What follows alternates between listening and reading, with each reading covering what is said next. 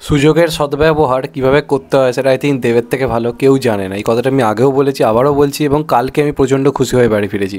এমনটা নয় যে পুষ্পা টু দ্বিতীয়বার দেখলাম বলে। পুষ্পা টু দেখতে আমার মেন কারণ ছিল যে আমাদের এখানের একটা সিঙ্গেল স্ক্রিন যেখানে লোক হয় না বিভিন্ন সময়, কিন্তু ছোটোবেলায় এখানে সিনেমা থেকে বড় হয়েছি, সেখানে একটা সিনেমা রমরমিয়ে চলছে, সেই এনজয়মেন্টটা পাওয়ার জন্য নিজের এলাকায় বসে না হলে সিটি মেরে হাততালি থেকে সিনেমা দেখতে দারুণ লাগে, তুমি যতই টাকা কেটে মাল্টিপ্লেক্সে সিনেমা দেখো কিনা। তো আমাদের ওয়েলিংটন আমি সেই জন্য সেকেন্ডবার পুষ্পা টু দেখতে গেছিলাম, এবং সেখানে গিয়ে দেখি খুবই বড় করে প্ল্যাকার্ড লাগানো আছে খাদানের। আমি হল মালিককে জিজ্ঞেস করি এত তাড়াতাড়ি লাগিয়ে দিয়েছো, সে এটাই বলে যে বাংলা সিনেমার ভবিষ্যৎ নির্ভর করছে ভাই এই সিনেমাটার ওপর। তো এটাকে আমরা যতটা পারি প্রায়োরিটি দেওয়ার চেষ্টা করছি। তো এখন থেকেই আমরা অলরেডি যতটা পারি প্রমোশন করছি, এবং হয়তো আন্দোল জুড়েও একটা বড়সড় প্রমোশন কিন্তু খাদানের হবে, এমনটা আমি শুনলাম। এবার জানি না সেটা কতটা কী হবে, সেটা তো সময় বলবে।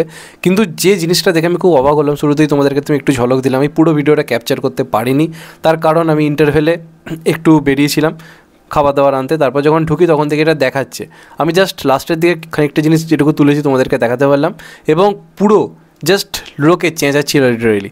কিন্তু কয়েকটা জিনিস আমার খুব ভালো লাগলো যেটা আমার বলা উচিত, এবং এই যে জিনিসটা খাদানের যে প্রি ট্রেলারটা বা প্রি ট্রেলারটা এটা দেখাচ্ছে, সেটা যে পুষ্পা টুর সঙ্গে যে অ্যাটাচ করা হয়েছে এবং সিঙ্গেল স্ক্রিনে যে অ্যাটাচ করা হয়েছে, এটার ইম্প্যাক্ট ভয়ঙ্কর।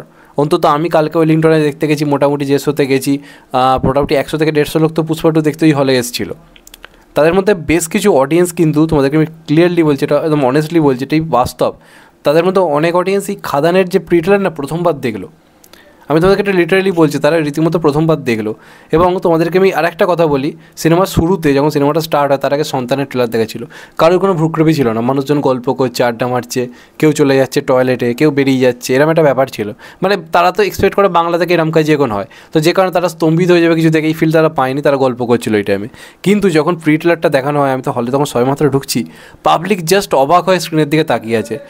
কিছু অডিয়েন্স জানে, তারা তো রীতিমতো সিটি হাততালি মারছে, দেবদার নামে চিৎকার করছে, তোমরা ভিডিওটা লাস্টে শুনলেই বুঝতে পারবে যে পাবলিক রীতিমতো দেবদা দেবদা করে চিৎকার করছে, যারা লিটারেলি হলে এসে পুষ্পা টুর সঙ্গে এটা দেখে তারা খুবই খুশি।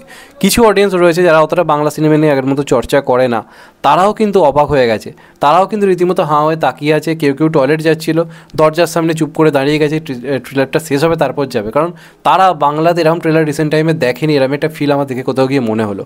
যারা জানে তারা তো সিটি হাততালি ব্যালকনি থেকে মারছে, আর যারা জানে না তারা কিন্তু অবাক হয়ে চুপচাপ দেখছে। তারপর আমি কিছু মানুষকে বলতে শুনলাম, ভাই বাংলাতে এইসব কাজও হচ্ছে, জানতামই না, দেবদা এই লেভেলের কাজ আনছে। তো অনেক অডিয়েন্স কিন্তু জানতোও না, শুধুমাত্র ইউটিউবের ওপর ভরসা করে থাকলে যে হবে না, এই কথাটা আমি আগেও বলেছিলাম। টিভিতে গান আসা বন্ধ হয়ে গেছে, ট্রেলার আসা বন্ধ হয়ে গেছে। তো এখন এই যে পুষ্পা টু লোকে দেখতে গেছে না, তারা সেই অডিয়েন্স যারা এককালে বাংলাতে রোমিও পাগলু দেখতো, তারা তখন বাংলা সিনেমা থেকে ডিটাচ হয়ে গেছে, তারা সাউথের সিনেমা দেখে, কারণ সেখানে অরিজিনাল সেই জিনিসগুলো পাচ্ছে। তো যখন দেখতে গিয়ে তারা যখন যে প্রি ট্রেলারের যখন ঝলক দেখতে পাচ্ছে, তারা কিন্তু এক্সাইটেড হচ্ছে, এবং তাদের মধ্যে কেউ কেউ বলছে যে এই সিনেমাটাও ভাই দেখতে আসবো। এটাই কিন্তু দরকার ছিল, এবং এখানেই বাজি মারবে কিন্তু খাদান, এবং বাজি মেরে দিয়েছে এই পুষ্পা টুর সঙ্গে সিনেমাটাকে অ্যাটাচ করে। এটা ফ্যাক্ট যে পুষ্পা টু রিলিজের 20 দিন পরে আসছে, একটু প্রবলেম হতে পারে, কিন্তু এটাও ফ্যাক্ট এই সিনেমাটার সঙ্গে টিজার অ্যাটাচ করার ফলে বহু লোক এই সিনেমাটা নিয়ে কিন্তু আলোচনা করবে বা জানবে। যদি আমি ধরে নিই পুষ্পা টু সিনেমাটি এখন না আসতো, দেখতেন এই ইম্প্যাক্টটা কিন্তু সিনেমা হলে পড়তো না, অন্ততপক্ষে 100-150টা লোক জেনে তো গেল, তার মধ্যে অন্তপক্ষে 70-80টা লোক তো এটা নিয়ে আলোচনা করলো যে হ্যাঁ ভাই এরকম একটা কাজ আসছে। তো এটা যেটা আমি যেদিন গেছি সেদিনের তোমাদেরকে রিয়াকশান দিলাম, প্লাস আমার একজন সাবস্ক্রাইবার রয়েছে যার বাড়ি হচ্ছে আন্দুল, আমার ওর সঙ্গে প্রায় কথাবার্তা হয়, তার সঙ্গে আমি হোয়াটসঅ্যাপে কথা বলছিলাম। ও দেখতে গেছিলো night show, first day night শোটা দেখতে গেছিলো ওয়েলিংটনে।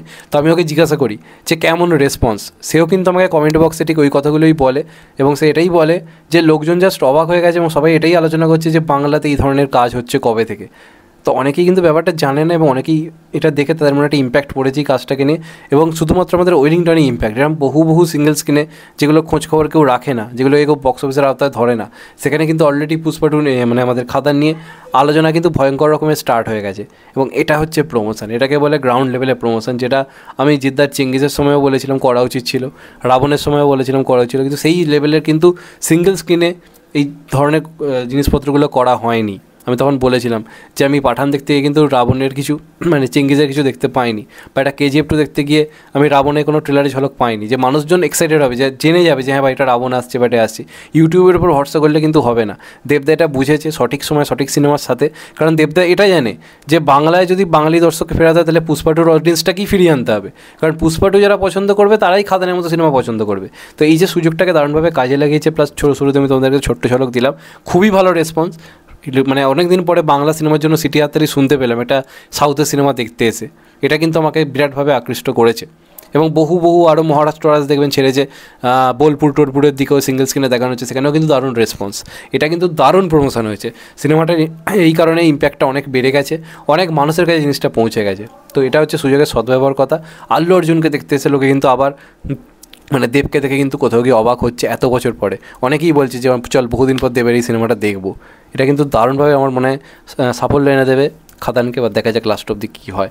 তো এটা আমাদের ওয়েলিংটনের রেসপন্স বললাম। তোমাদেরও যদি কাছাকাছি কোনো হলে তোমরা যদি গিয়ে প্রি ট্রেলারে দেখতে পাও, দেখাচ্ছে, অবশ্যই সেটা রিয়াকশান নিও, সোশ্যাল মিডিয়াতে পারলে পোস্ট করো। মানুষের মধ্যে বোঝা দরকার যে বাংলা সিনেমার ইম্প্যাক্ট আজও পড়েনি। আজও লোকে বাংলায় বড় কিছু পেলে সেটা কিন্তু সেলিব্রেট করছে, সিটি হাততালি মারছে এবং অবাকও হচ্ছে। সেটা কিন্তু কোথাও গিয়ে খাদান প্রমাণ করছে। এবার অবশ্যই সিনেমাটা ভালো হতে হবে, স্টোরি ভালো হতে হবে, এবং অনেক লোক যেহেতু জেনেও গেছে, আই থিঙ্ক এই সিনেমাটা কিন্তু আমার মনে হয় ওয়ার্ক করবে।